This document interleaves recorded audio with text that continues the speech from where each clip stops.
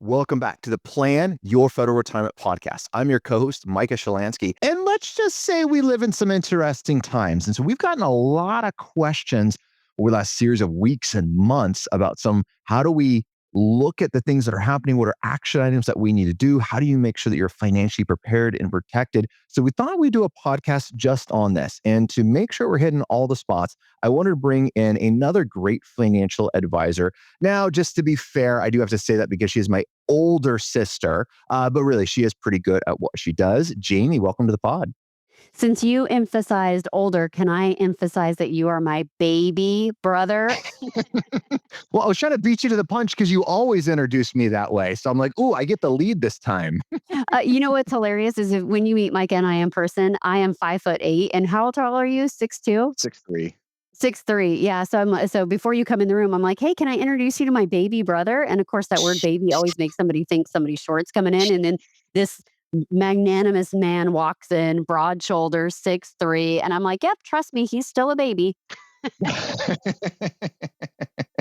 All right. So a couple of things that, Jimmy, we wanted to make sure that we're jumping into today. One is ever since February, we've been getting just a ton of phone calls, emails, messages, etc., all across the spectrum coming in from not just some clients, but some, people that aren't yet clients and just saying, hey, what do I do with my benefits? What do I do if your Social Security goes away? What if I do if I ripped? How does this Vera work? How did the fork work back when we were talking about that, right? How do all of these things come together? And as we've been working through several months of this thing, one common thing echoes again and again and again with the people that we talk to. Well, I guess it's kind of two things, but one of them is you need to control the controllables.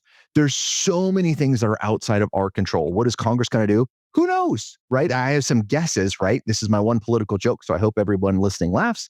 The problem with this administration is the same with the previous administration. They don't return my phone calls. Like, I have great ideas on what they should be doing, but we don't get to control that. So, Jeannie, I think it's really important, and we live in uncertain times. We really focus on things we can control, making sure we're prepared. So earlier this year, the government dropped a four-letter F word on federal employees. Fork is the one I'm referring to. and, and since that has happened, as Micah said, we work with a lot of federal employees all across the United States. And I just started getting just these messages that were short, they were quick from feds, and they were really concerning because it was, what do I do? Am I going to have a Vera? Am I going to be offered a VSIP? Should I take the deferred resignation? Should I wait until a better offer comes in? And it was just these barrage of confusion for federal employees not knowing who to trust, what to listen to, what were the next offers coming down the pike. And I saw a lot of emotional decision making. So I love your emphasis right now, Micah, about there's a lot you can't control in the world right now. So, what are the levers that you can control? What are the things that you can pull on and say, I don't get to decide on that, but I do get to decide on this? That's the main one we want to focus on. The second one that I do have to say we need to focus on is the aspect of you have to know how your benefits work. This is so, so important, right? To know these things.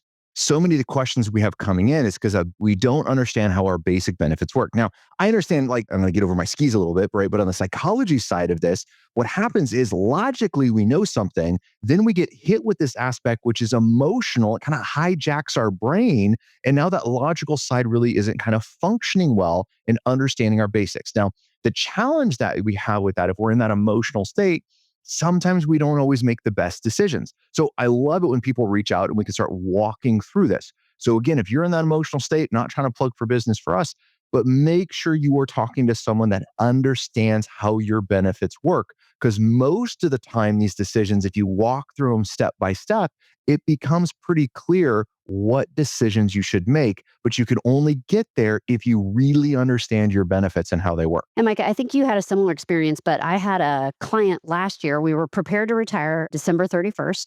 And, she'd already done 30 years of service. And she was like, you know what? I'm going to finish. I'm done. And as she submitted her retirement paperwork, her agency came to her and said, wait, hold on a second. We don't have anyone to replace you. We have, this brain drain. So is there any way, would you please stay on? Because we just got assigned this new project. She was super excited about it. And she said, you know what? I don't hate the people I'm working with. I don't hate the job. I'm going to delay my retirement and I'm going to stick around. Well, all of a sudden, that postponed, the deferred retirement package came out, Doge started getting involved, and she just started panicking and said, I don't know if I'm ready to retire. I don't know if I'm cash flow prepared. I don't know if our investments are set up. And I had to say, hey, Sue, because all of our clients are Bob and Sue. And I said, Sue, pause. We were going to retire just a couple of weeks ago, like less than 12 weeks ago. We were ready to retire. You'd already built a successful retirement plan for that opportunity. What's changed between now and then? And as you're alluding to, I really think her amygdala got hijacked. We had this timeline, this pressure, this decision, this fury of things happening. I mean, more and more bills going out that they could keep up with, and not knowing who to lean on to get information. And so in that particular situation, we got an appointment, got him on the phone and said, hey, let's start looking at cash flow. Let's forget about how this is being offered to you with the Vera, and let's start looking at your retirement income plan. So, what are the things that you can control today? Now, Jamie, I'm going to add to that a little bit, right? Because again, we've had so many of these conversations. So if you're listening to this, you're like, oh my gosh, Mike and Jamie are talking about me. Don't worry. We've had similar of these conversations with many Bob and Sue. But again, I was talking to an individual, Laura 48, that had just contacted us for the first time as we're going through things. They were very concerned that they were going to lose their job, not sure if it was going to take place or not take place. So how do we plan for that? Same conversation. Let's control the controllables. Now, I'm going to tell you what we mean by that in just a second. But one of the things we're going to do is, and we call this our fear setting exercise. Let's take what we're most worried about. Now, how do we figure that out? When you lay your head on the pillow at night, what keeps you up? That's what we're most concerned about right now. So how do Mhm. we take that and how do we start addressing it one step at a time? So let's take job loss. I don't know if I'm going to be terminated. Okay, let's look at your benefit set. And let's say you were terminated at the end of this month, just for discussion. What would be our game plan? Now, Jamie, this is the same process, by the way, we use with a client in good times when they're like, hey, Mike, I don't know if I want to retire this year or in 3 years. Well, what would be the advice we'd give to the client? Pick the soonest possible Mhm. date and let's plan for the soonest possible date. And if you want to extend and work longer, that's super easy to do. Sometimes it's hard to accelerate. Yeah. And so one of the things that we often talk about when we talk with clients is that cash flow, and we call it the king, cash flow is king. It's the heartbeat of retirement. And so when we look at the things that we can control, we want to say, all right, so if I go without my paycheck, if I move off of, losing my job and I move into having a pension, or I move into a different income, I am responsible for my income control. Not always, sometimes we can have the timing, but we are control of our expenses. So it's really when we start sitting down and saying, all right, what expenses can we tolerate? What do we have saved up? And Mike, I was sharing with you earlier that, 40% of United States citizens say that they are ill prepared financially to stomach a $1,000 emergency expense without it going on some type of credit card or debt. And when I look at the 23 statistics, the 24 statistics, and as we climb into 25, we start looking at credit card debt and say, how long are people carrying credit card balances? Well, I think the average balance is just over $6,000, is what most consumers have on their credit card. We're seeing people delay paying off those credit cards, and that's inching up into that 9%. So, what does that tell us? That tells us that our expenses are exceeding our income, and that we're carrying debt just a little bit longer because $200 at the grocery store doesn't get you what it used to. One of the mistakes that I see as a financial advisor after federal employees go to retire is not understanding how it's different when you're in accumulation mode, saving money for retirement, building your TSP, to you're in the distribution mode, pulling money out of the TSP. Sometimes we think that we can manage everything the same. Then it comes to retirement, and we all of a sudden we have this flood of different types of emotions. And it normally happens to people that generally aren't emotional about investments. And if you are, it happens to you even more. So we put together a guide for you, a free guide, in order to help know what questions you need to ask, know what learning lessons are out there, and how should you build a proper distribution plan with your TSP. This is so important because how you got here in order to be able to retire is not how you're going to stay retired. There are some differences that we need to keep in mind. And most importantly, we have to come up with a plan that not if, when the market goes down for a long period of time, how do we stay dispassionate investors? How do we hold for the long run, but have a plan that you won't run out of money? In order to get your free guide, jump on our website at planyourfederalretirement.com planyourfederalretirement.com/TSP after retirement. That's planyourfederalretirement.com/TSP after retirement. Take control of your retirement savings. Get this guide so you can make smarter decisions about your retirement. So, Jamie, on that, right, and a pick on what you said, cash flow is king. So, how much does it cost to live a month? Now, again, I like, my little buckets, right, and how we're doing things. So, if I did cash flow management, if I could wave my magic wand, everyone would be using kind of 5 general categories to manage their cash flow, right? Household, travel, entertainment, and medical and kids, right? Those are kind of the 5 areas. I did them out of order, so I'm stumbling through them. But those are kind of our 5 areas that we have to go through when we're looking at this. Now, what I like about that is we get to see where we're spending money. Now, we have things that are pretty reoccurring, right? We have the household, we have the aspect of potentially, hopefully it's not medical, but medical expenses. We have the kids. Okay, those are going to be, we kind of know what those are. What are the things we can control? The travel and entertainment side of this equation, right? And so there's times it says, hey, inflation's up, things are up, your pay hasn't quite kept up with inflation. We need to make some hard decisions. But the number one thing to do, make sure you're financially stable, right? Do I have enough in emergency reserves? What does that mean? 3 to 6 months of expenses if we're not close to retirement. If we're worried about our job, if we're closer to retirement, that goes to 12 to 24 months. What does that mean? That means if I'm spending $8,000 a month and I need 12 months of that, right? I need almost $100,000 set aside for that 12 months at $8,000 a month. That's what we're talking about right here. And that's not necessarily money carved out in your G fund. Like ideally, this would be money in a bank account. And if you're not there, start with where you're at. What we have found with clients is the more cash flow they're prepared when things happen. And let's say you keep your job and I don't know, hypothetically, the government shuts down and quits paying federal employees. That has never happened. I'm Yes, sure right. I've Never never happens. read about that. Never happens, right? Those times are so much easier to bear because we have cash in the bank. And so it starts today. How are we monitoring your cash flow? How much are you spending? How do we make sure we're carving out a little bit of money each month to put yourself in a better financial position? And Micah, one of the things is you mentioned the G fund. I think about 2008 and how many people moved. I mean, they had like it was mid 30s participation in the G fund and it skyrocketed to almost 50% participation in the G fund during the global financial crisis, but not ahead of the global financial crisis, right? It happened during that time.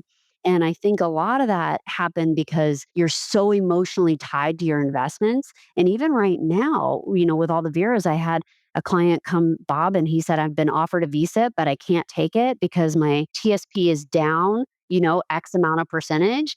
And, it's time in the markets, not timing the markets. It's an old adage, but it's one to really think about because if you're constantly trying to time your retirement around what the markets are doing, that's something entirely out of your control. You're not going to be able to control the markets. And if you are, you're probably listening to this on a beach somewhere very warm.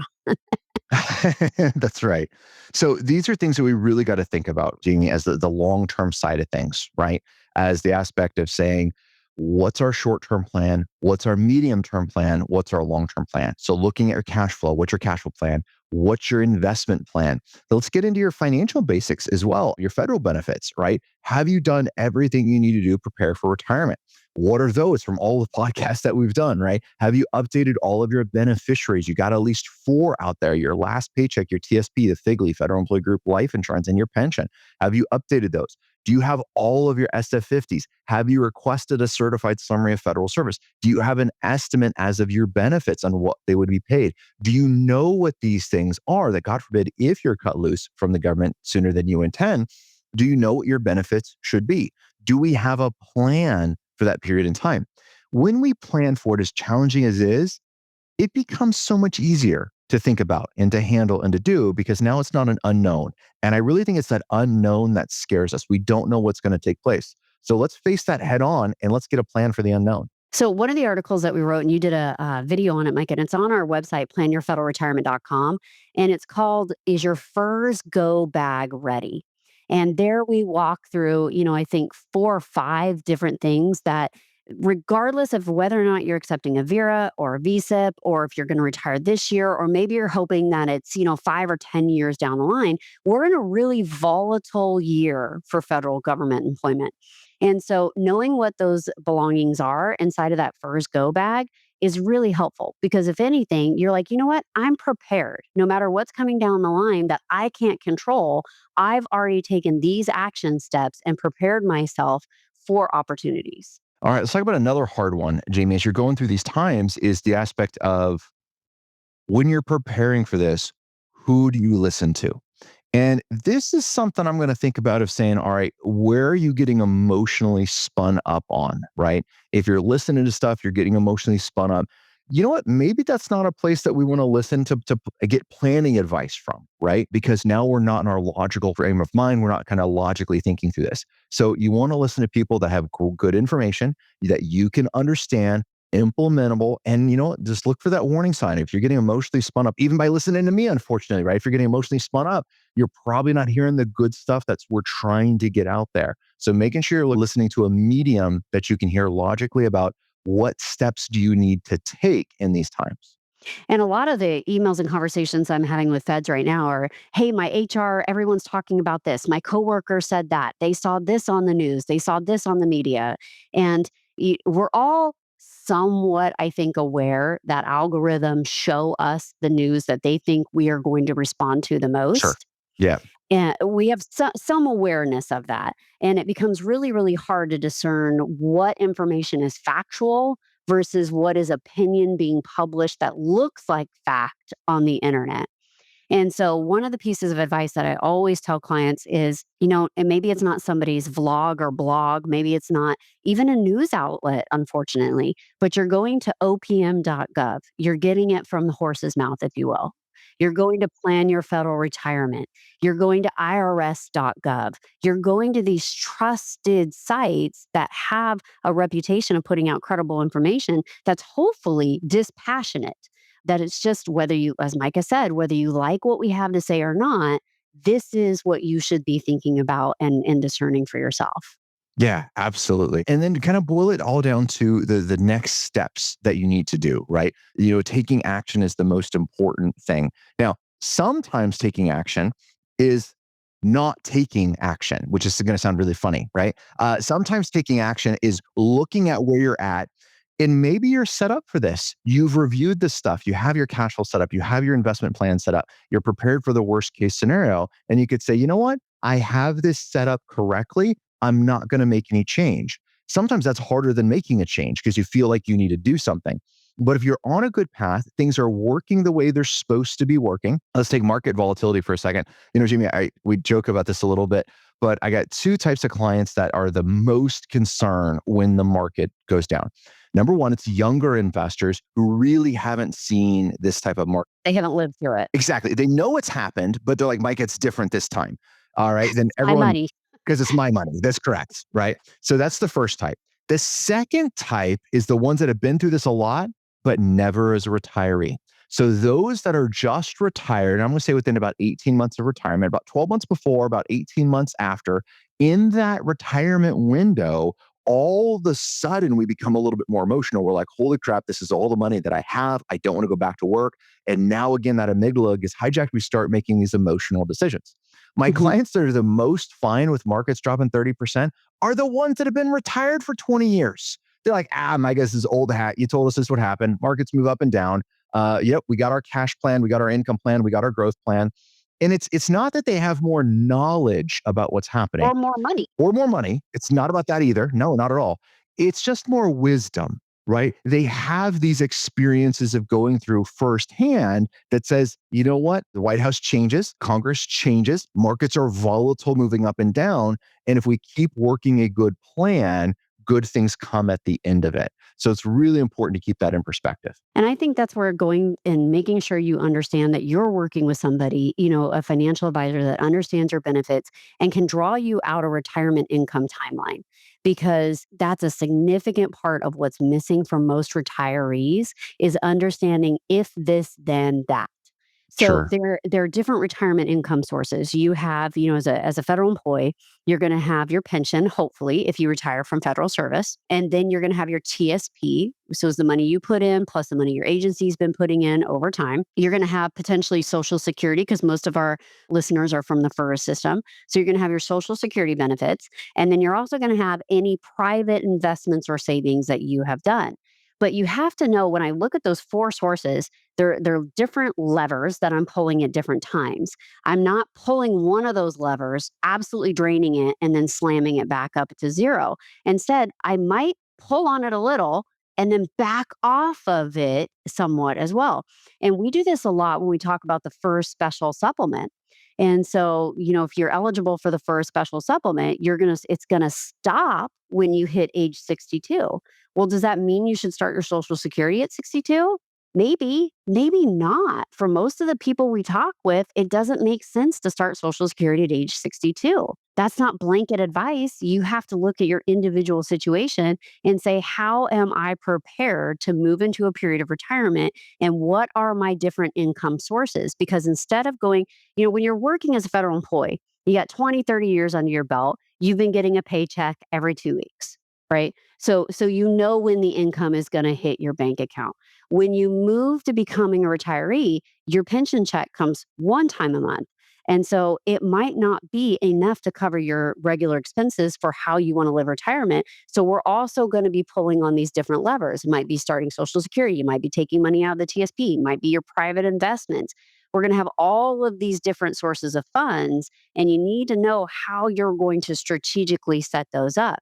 Sometimes when we talk to clients, Micah, Bob and Sue will have the markets have been good the last few years. And, the retirees have done, in some instances really well. And so when that happens, we sit down and say, great news. We've got a little cushion. We can move this up a little bit. But if markets go down in retirement, then what are the levers we're going to pull then? And maybe it's not your everyday expenses, but maybe it's, we normally pay for all the kids to go to Hawaii every year. This year, we're going to pass on doing that. Maybe we'll go every other year. And knowing what it's not, am I going to eat this month? It's maybe we're not going to do this extravagance this year. Well, Jamie, this podcast is all about action items, right? So let's talk about some action items our listeners can implement. Number one is make a list of the controllable things that you can fully control. That's cash flow, your retirement plan, etc. And then also with that, I love written plans. They don't have to be complex. I'm a big one-page plan kind of guy, right? Super simple so we can see it, understand it, and then know what that plan is. If you're married, especially between you and your spouse, if you can manage your cash flow, you can manage your plan. That's probably going to give you a lot of comfort in uncertain times. Yep. Second thing, I'd love for you to pop over to Plan Your Federal Retirement, go through that FERS Go Bag checklist, no matter where you're at in your career, and just make it something that's annual. We have on there going and downloading your official personnel file online. Maybe, at 12/31 every year, your first task of the new year is to update that information so you always have access, because maybe you've talked to some federal employees that who took the deferred resignation and they went to work one day and were told to turn in their laptop and turn in their badges, and they were done. They didn't have access to anything anymore. So we'll link it in the show notes. Go through there, use that as a checklist, and make sure you're preparing. Awesome. Jamie, thank you so much for joining me. And to all of our listeners, till next time.